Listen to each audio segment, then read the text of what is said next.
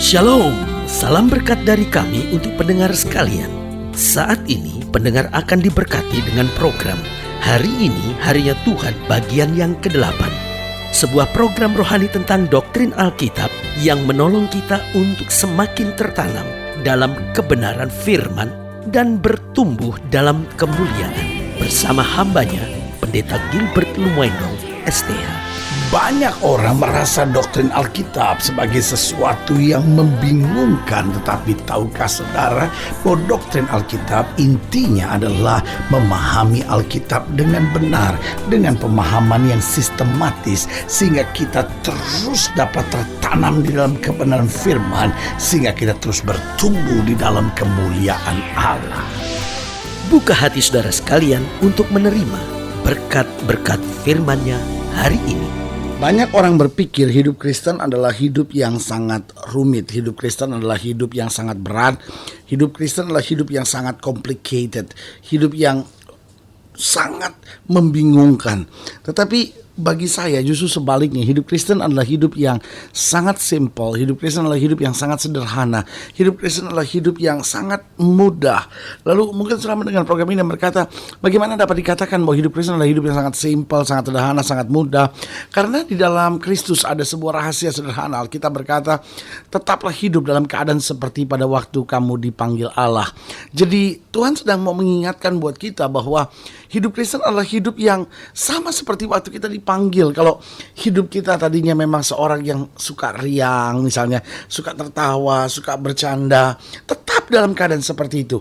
Hanya bagaimana dengan keriangan kita, dengan bercanda kita tidak berbuat dosa, gitu ya kan. Nah, kalau memang dasar kita seorang yang pendiam, maka waktu kita dipanggil oleh Tuhan, kita juga harus tetap dalam keadaan seperti itu. Hanya bagaimana dengan kediaman kita ini, hidup kita jadi berkat buat orang lain. Karena hidup Kristen bukan hidup yang membingungkan. Bukan berarti kalau kita riang lalu wah itu dosa, itu kesenangan duniawi, lalu kita mesti jadi pendiam. Atau sebaliknya, kalau kita memang dasarnya pendiam lalu kita bilang, oh ini orang kok sombong banget. Nah kalau kamu dalam Kristus, kamu harus jadi periang. Nah Paulus dengan tegas bilang begini, aku hidup, kata Paulus, namun bukan aku lagi yang hidup, tapi Kristus yang hidup dalam aku. Jadi Paulus mau tekankan aku hidup, berarti aku tetap aku. Tetapi sekarang aku ini tidak dikendalikan oleh si aku, tetapi aku sekarang dikendalikan oleh Kristus. Sehingga aku hidup, namun bukan lagi aku yang hidup, tetapi Kristus yang hidup di dalam aku. Haleluya. Selamat datang dalam program kita hari ini, Harinya Tuhan.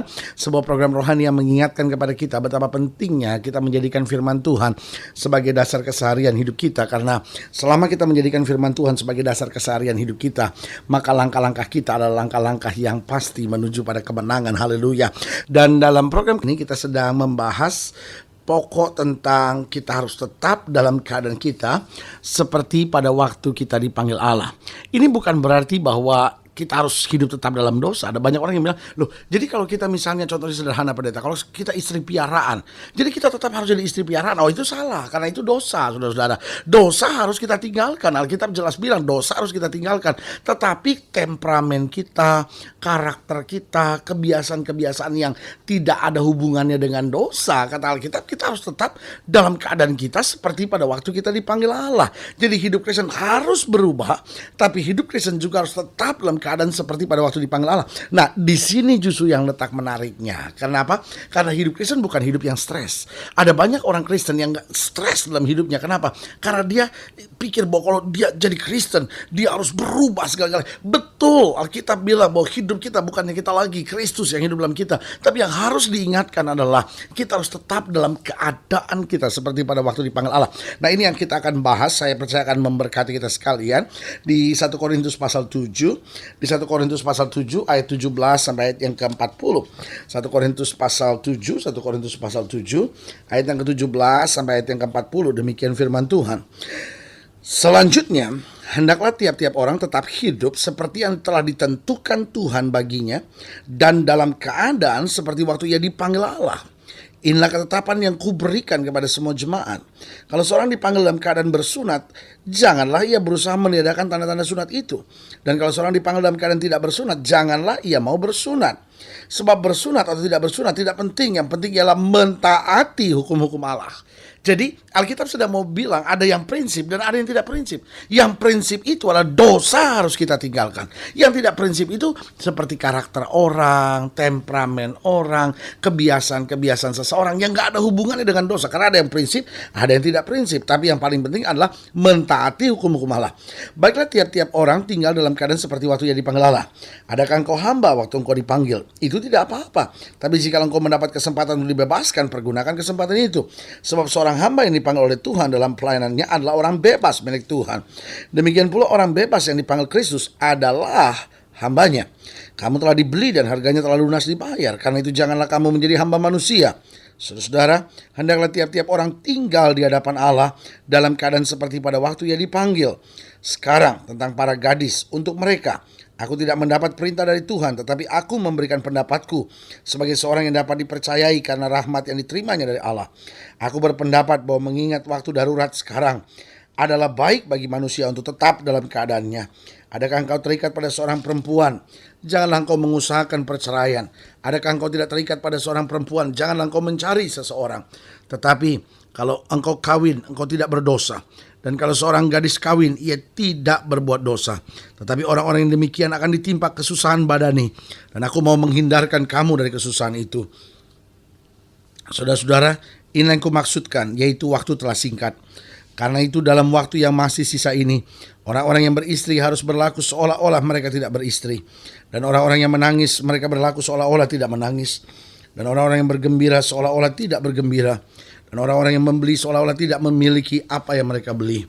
Pendeknya, orang-orang yang mempergunakan barang-barang duniawi seolah-olah sama sekali tidak mempergunakannya. Sebab dunia yang seperti yang kita kenal sekarang akan berlalu. Aku ingin supaya kamu hidup tanpa kekhawatiran. Orang yang tidak beristri memusatkan perhatiannya pada perkara-perkara Tuhan. Bagaimana Tuhan berkenan kepadanya. Orang yang beristri memusatkan perhatiannya pada perkara duniawi. Sebagaimana ia dapat menyenangkan istrinya. Dan dengan demikian perhatiannya terbagi-bagi.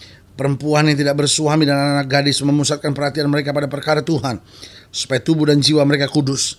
Tapi perempuan yang bersuami memusatkan perhatian pada perkara duniawi, bagaimana ia dapat menyenangkan suaminya. Semuanya ini kukatakan untuk kepentingan kamu sendiri, bukan untuk menghalang-halangi kamu dalam kebebasan kamu, tapi sebaliknya, supaya kamu melakukan apa yang benar dan baik dan melayani Tuhan tanpa gangguan. Tetapi jikalau seorang menyangka bahwa ia tidak berlaku wajar terhadap gadisnya, jika gadisnya itu telah bertambah tua dan ia benar-benar merasa bahwa mereka harus kawin, baiklah mereka kawin kalau ia menghendakinya. Hal itu bukan dosa. Tapi kalau ada seorang yang tidak dipaksa untuk berbuat demikian, benar-benar yakin dalam hatinya, benar-benar menguasai kemauannya, telah mengambil keputusan untuk tidak kawin dengan gadisnya, ia berbuat baik. Jadi orang yang kawin dengan gadisnya berbuat baik, dan orang yang tidak kawin dengan gadisnya berbuat lebih baik. Istri terikat selama suaminya hidup. Kalau suaminya telah meninggal, ia bebas untuk kawin dengan siapa saja yang dikehendakinya, asal orang itu adalah seorang percaya. Tetapi menurut pendapatku, ia lebih berbahagia kalau ia tetap tinggal dalam keadaannya. Dan aku berpendapat bahwa aku juga mempunyai Roh Allah. Haleluya. Saudaraku yang kasih dalam Tuhan, ayat bacaan kita mengajar kepada kita bahwa sebetulnya sebagai orang percaya kita harus tetap dalam keadaan seperti waktu dipanggil Allah.